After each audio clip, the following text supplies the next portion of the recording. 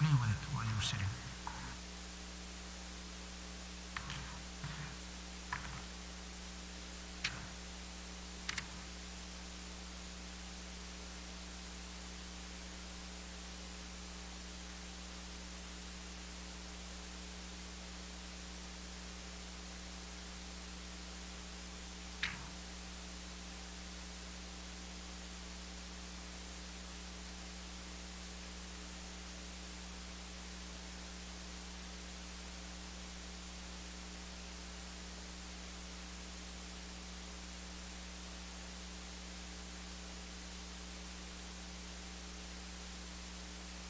الحمد لله وأشهد أن لا إله إلا الله وأصلي وأسلم على رسول الله صلاة وتسليما يليقان بالحبيب المصطفى النبي المجتبى صلوات ربي وسلامه عليه وعلى آله وصحبه وتابعيه وتابعي تابعيه إلى يوم الدين. My dear respected brothers and sisters in Islam, our sons and daughters, the future of Islam, inshaAllah Rabbil Alameen.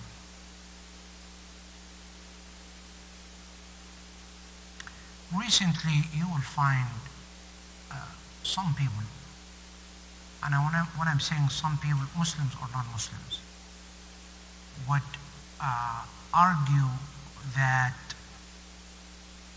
you have the Quran, you have the revelation, you have the Word of God, and Muhammad received it and teach it, and 114 chapters, and so on and so forth. But does it have anything to tell us about science and technology, especially the advanced science and advanced technology? For those who are, alhamdulillah Rabbil Alameen, aware of the Quran and interpretation, explanation, and so on and so forth, they would find many scientific facts. And even Quran is and still will be more advanced than technology till the day of judgment. This is a challenge. And I can prove it to you from the Quran, inshaAllah Rabbil Alameen. How? In Surah Al-Kahf, chapter 18, by the way, you can learn a lot of things from that wonderful chapter of the Quran, the cave. But one single story I would like to share with you that scientific approach in the Quran thousands of years ago. And by the way, if you'd like to go to find some references on Al-I'jaz Al-Ilmi fil Quran, the scientific miracles of the Quran, go to two major sources. Sheikh Zindani, Sheikh Abdul Majid Al-Zindani from Yemen, mashallah, he authored many books on the scientific approach of the Quran, as well as Dr. Zaghloul Al-Najjar from Egypt. He always talks about in his publication about those wonderful scientific approach of the Quran. One story, little one, and I do not want to go in a lot of details, but if you'd like to know more about it, that story of Dhul Qarnayn, the two man-headed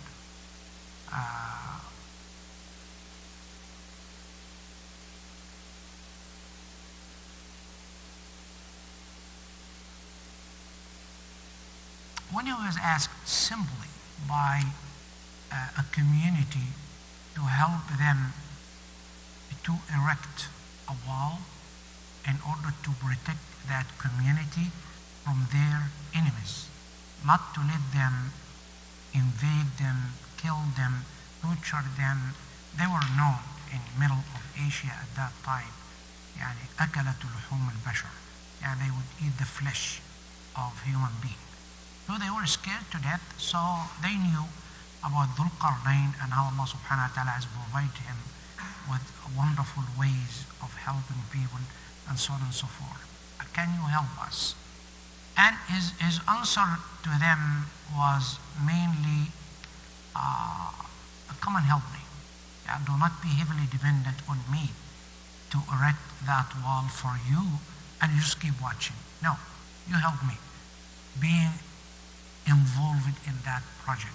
But I would lead you to erect that wall in order to protect you. What he told them was that bring as many as you can of sheets of iron. Sheets of iron, okay?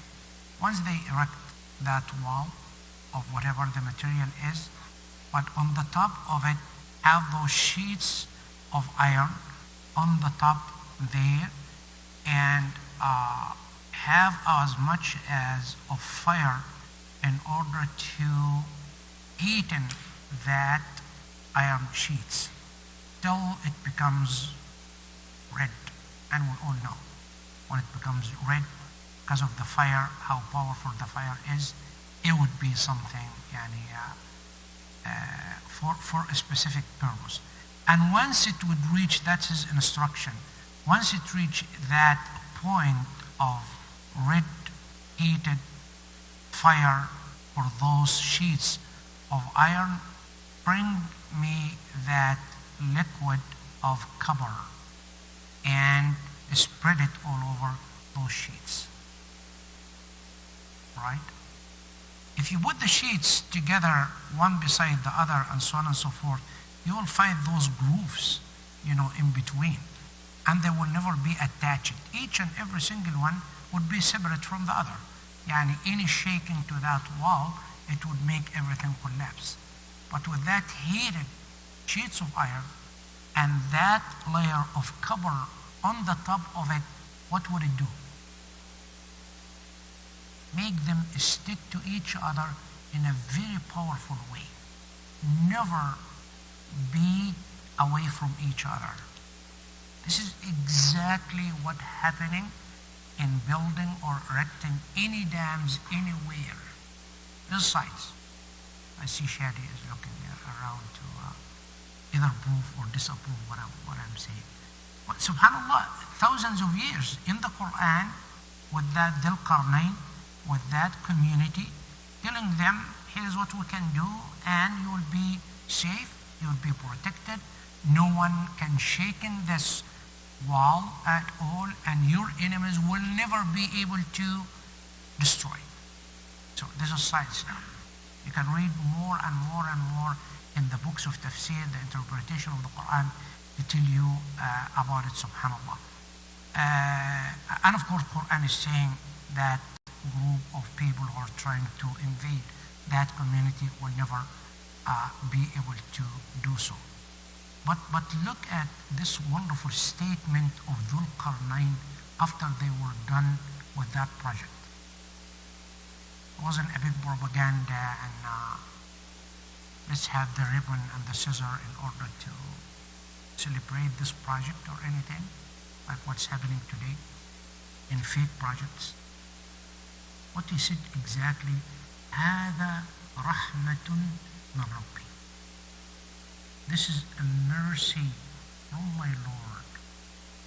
He never claimed that I did it, or to be fair, we did it, or look at what we have accomplished. Look at that incredible project ever. No. هذا رحمة من ربي. الله أكبر. Yani see the humbleness. If you're a scientist, if you are a person with knowledge, if you're to contribute to the humanity of something you come up with, remember, هذا رحمة من ربي. Do not go in, of course, with publication, journals, and so on and so forth. This is my contribution, so on and so forth. But say هذا رحمة من ربي. But look at the rest of that statement ذو القرنين made. He said, فإذا جاء وعد ربي جعله دكا وكان وعد ربي حقا. And if Allah subhanahu wa ta'ala wants for that wall being erected this way, scientifically 100%, we made sure it is good. But with the will of Allah subhanahu wa ta'ala, if Allah subhanahu wa ta'ala wanted to destroy it, He can do it. Meaning, this is a human effort. Comparing to the power of Allah subhanahu wa ta'ala, what we have done is nothing. If Allah subhanahu wa ta'ala wants with his will to keep it erected, solid, good, to protect us, it would be. If not, he would destroy it. Keep in mind this. That's what he's teaching that community. Not to be more arrogant and more kind of, look at what we did, we're safe and secure, no one can invade us, no one can, do any harm to us, and so on and so forth. No. Leave it to Allah subhanahu wa ta'ala. جَعَلَهُ دَكَّ وَكَانَ وَعْدُ رَبِّهِ حَقًّا. This is the promise of Allah subhanahu wa ta'ala. If you wanted to keep it good, it would be good.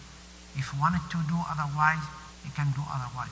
So the belief system has to be there before and in front of any scientific advancement to anything we do. This is the main point. And this is what we're missing nowadays as Muslims. Especially those who are in a very advanced way in technology and in a lot of things, and you see them, the propaganda and conferences and their statements and the invitation to speak about this and that and so on and so forth. And wallahi, no one time mentioning Allah help me. So that's why after a while, they are vanished. I may ask Allah subhanahu wa ta'ala to the young ones among us to be the future signs of Muslims and Islam, inshallah. Do a lot of things to help Islam and Muslim, and admitting that it is the help of Allah, it is the support of Allah, it is the guidance of Allah. No matter what, we do our best as a human being, believing in Allah subhanahu wa ta'ala, and we leave the rest for Allah. Exactly like Dhul Qarnayn did with that community. Inshallah Rabbil Alameen. Jazakumullah khairan. Wassalamu alaikum wa rahmatullahi ta'ala wa barakatuh.